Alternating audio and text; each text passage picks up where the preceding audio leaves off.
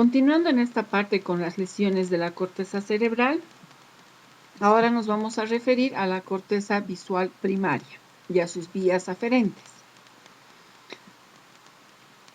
La vía visual primaria, que se localiza en la región dorsal respecto a la corteza occipito-parietal, nos va a dar una lesión bilateral denominada el síndrome de Baring-Holmes.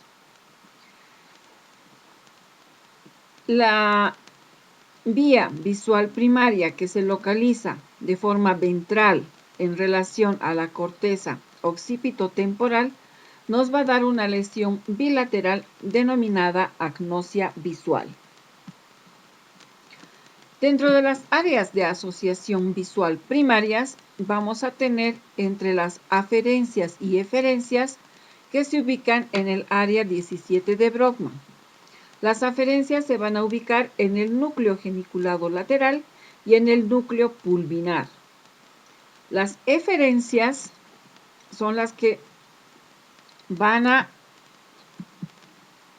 salir del área 7 de Brodmann, del área 20 y 21, así como del área 8 de Brodmann. Esta última es importante en el seguimiento visual, ya que se refiere a los movimientos conjugados de los ojos inducido por estímulos visuales.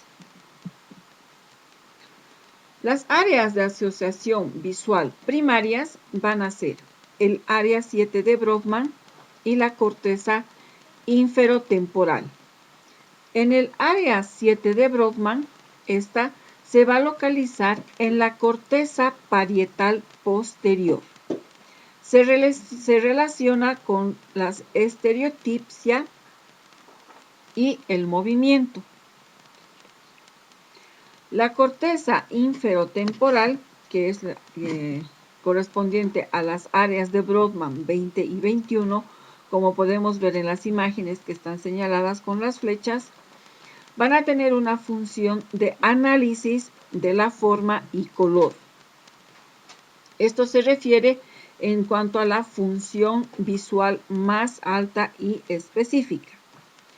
La estimulación del área de Brodmann es la que nos puede dar alucinaciones visuales que parecen vivas, y en su parte inferior se localiza la visión a colores. Una lesión unilateral nos daría una hemianopsia central. Las áreas de asociación visual primaria, tenemos el área de 37 de Brodmann. Esta área se localiza atrás del área 21 de Brodmann, como vemos en las imágenes, exactamente en la unión occipitotemporal, ubicado en el giro lingual y giro fusiforme. La función de esta área es el de reconocimiento de la cara. La lesión bilateral en esta área es lo que nos produce la prosopagnosia. En esta área existe una conexión entre el área de asociación visual y el giro angular. Tenemos el área 39 de Brodmann, cuya lesión, si fuera bilateral, nos daría la agnosia visual, que es cuando no se reconocen los objetos en el campo visual. En la corteza auditiva primaria vamos a tener las aferencias, que son las fibras que se originan en ambos órganos de Corti, predominantemente del lado contralateral. Luego tenemos al núcleo geniculado medial, a la radiación auditiva, a la parte sublenticular de la corteza y al área 41 y 42 de Brodmann. La corteza auditiva primaria, cuando es estimulada con mucha frecuencia nos da como resultado una patología denominada tinnitus.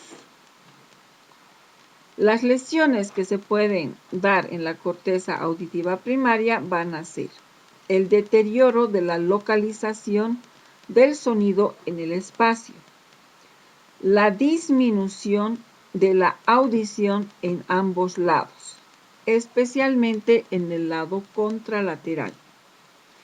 De acuerdo a sus conexiones, la corteza auditiva primaria se conecta con el área auditiva de asociación primaria, con la corteza auditiva contralateral, con los campos frontales de los ojos, con el área de Broca del habla, que está ubicado en el lóbulo frontal, y con el núcleo geniculado medial.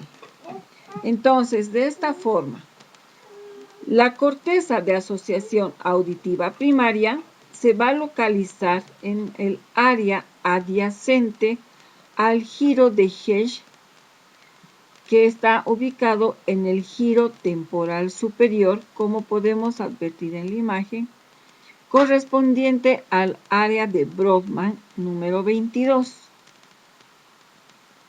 La función de esta región va a ser la de comprensión del sonido hablado.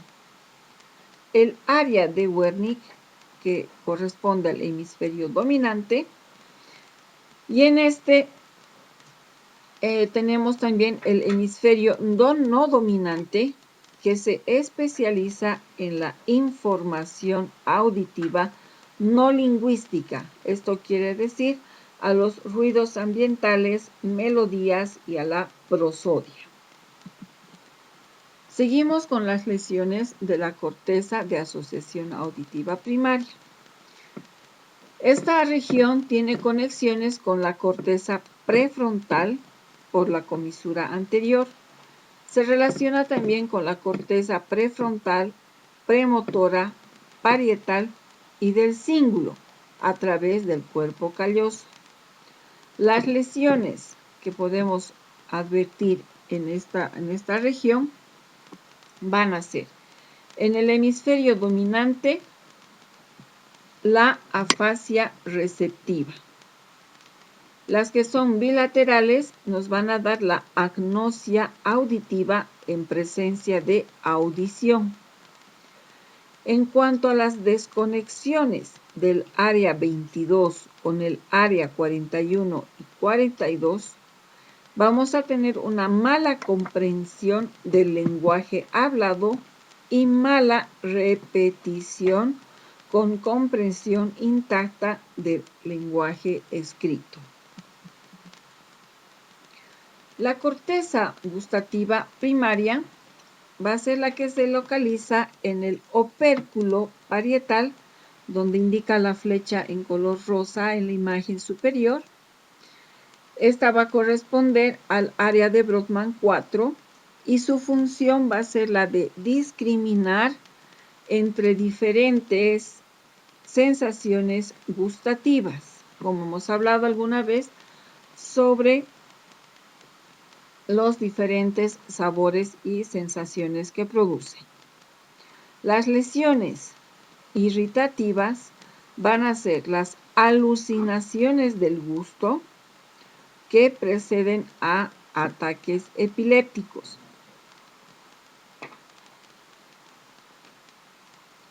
Luego, en la ablación se produce el deterioro del gusto, pero de forma contralateral a la lesión. Si hablamos de la corteza olfatoria primaria, podemos decir que se localiza en la punta del lóbulo temporal, lo que incluye la corteza piriforme y área periamigdaloide. La función será la de discriminación de aromas. Su aferencia se da a la altura de la estría olfatoria lateral. Las lesiones de esta corteza nos darán las alucinaciones olfatorias casi siempre desagradables. Estas alucinaciones son las que preceden a un posible ataque epiléptico. También puede ocurrir a menudo en el conjunto con lesiones del uncus, que son los ataques uncinados. En la corteza vestibular primaria podemos advertir que el área temporoparietal lateral abarca áreas arriba y debajo de la fisura lateral dentro de las áreas de Brodmann 40, 21 y 22. El 40 corresponde al giro supramarginal, el 21 al giro temporal medio y el 22 al área auditiva primaria, que se representa por el giro temporal superior. Las lesiones de esta corteza vestibular se refieren al deterioro del juicio sobre la orientación y el movimiento del cuerpo. Este tipo de lesiones no afecta a los reflejos vestibulares del tallo, por ejemplo, a lo que es el reflejo cestíbulo ocular. Luego tenemos a las áreas corticales motoras. Las áreas corticales motoras van a ser mencionadas tres: el área motora primaria, con la sigla MI o M1, el área motora suplementaria, que será el M2,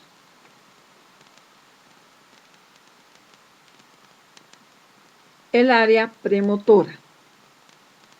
Entre la segunda y la tercera área que acabo de mencionar, estas son correspondientes a la corteza motora no primaria. Todas estas están vinculadas con el control motor. Tenemos a la corteza motora primaria, que se localiza en el giro precentral, a la altura de la superficie lateral, en la parte anterior del lobulillo paracentral, que se ubica en la superficie medial.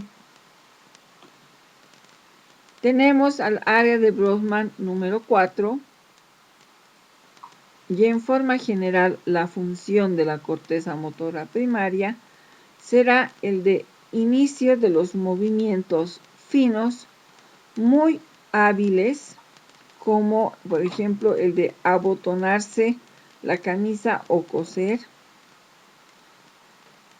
y por lo tanto origina del 30 al 40% de las fibras del fascículo piramidal, que son las neuronas gigantes de Betz. Luego tenemos en la corteza motora primaria M1 las aferencias, que van a estar a nivel del cerebelo, en las fibras somatoestéticas o somatoestésicas,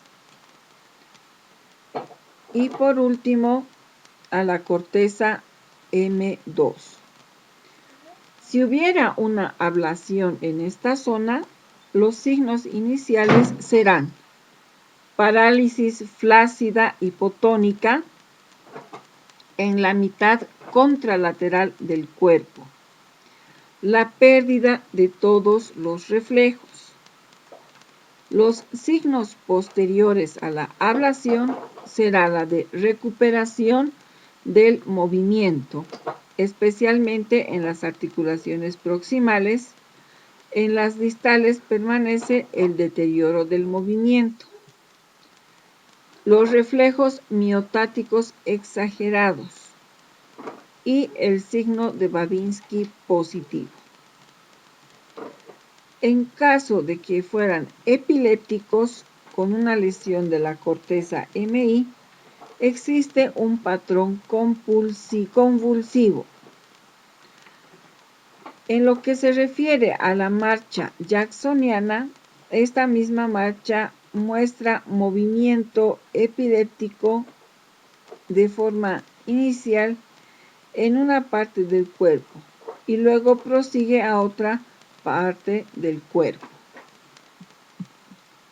El área suplementaria M2 va a ser la que se localiza delante de la corteza M1, o sea, en la superficie medial del lóbulo frontal. El área de Brodmann, que es la extensión medial del área 6 de Brodmann, cuya función tiene la de la organización temporal del movimiento, con la ejecución secuencial de múltiples movimientos y en específico en las labores motoras que exigen una recuperación de la memoria motora. Por último, tenemos que contribuye en un 5% al fascículo piramidal. En esta imagen podemos observar el homúnculo motor en el que se observa la región genital, la región anal, el pie y la pierna, que son lo suficientemente grandes como dándoles una mayor importancia. Y a su vez tenemos el muslo, el tronco, el brazo, la mano, la cara, la mandíbula, la lengua, la faringe, que se encuentran medianamente desarrollados. En el área motora suplementaria vamos a tener que si se la adopta tiene una mayor importancia en la ejecución de labores motoras simples, como el movimiento compensador, cuando está destruida el área M1.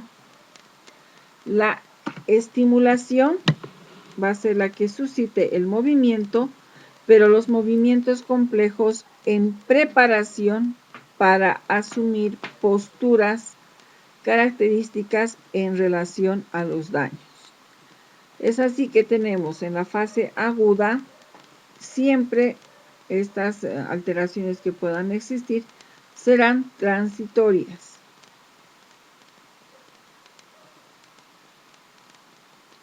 Tenemos la asinesia, que es más notable en el lado contralateral a la lesión. Luego, en el hemisferio dominante vamos a tener el deterioro grave del habla. ¿Esto qué quiere decir? Que va a ser espontáneamente con preservación de la recepción. En la fase crónica vamos a advertir una hipertonía, posteriormente el aumento de los reflejos miotáticos, un clonus y un signo de Babinski que se encuentra aún presente. El área premotora se va a localizar en el lóbulo frontal anterior al área M1. También están señaladas con sus flechas en color rosa en la imagen. Esta también se ubica en el área de Brodmann 6. La función principal va a ser motora, voluntaria, dependiente de aferencias sensoriales.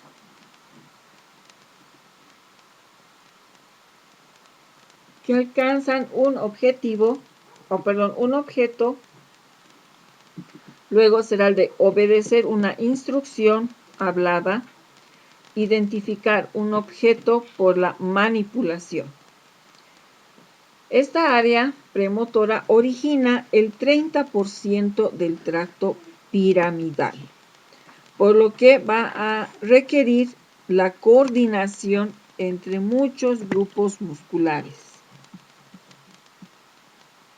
El área premotora, y una vez más mencionamos a la ablación, nos va a dar la apraxia ideomotora.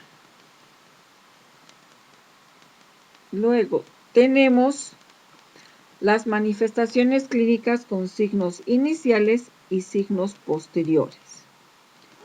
En los signos iniciales tenemos la pérdida de todos los reflejos. Tenemos una hipotonía de músculos afectados y una areflexia. Dentro de los signos posteriores vamos a tener que se va a recuperar el movimiento, pero va a quedar como una secuela, una hipertonía.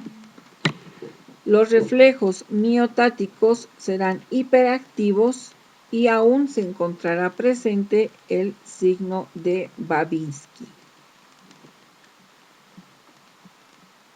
Hasta aquí entonces, una vez más con las lesiones de la corteza motora.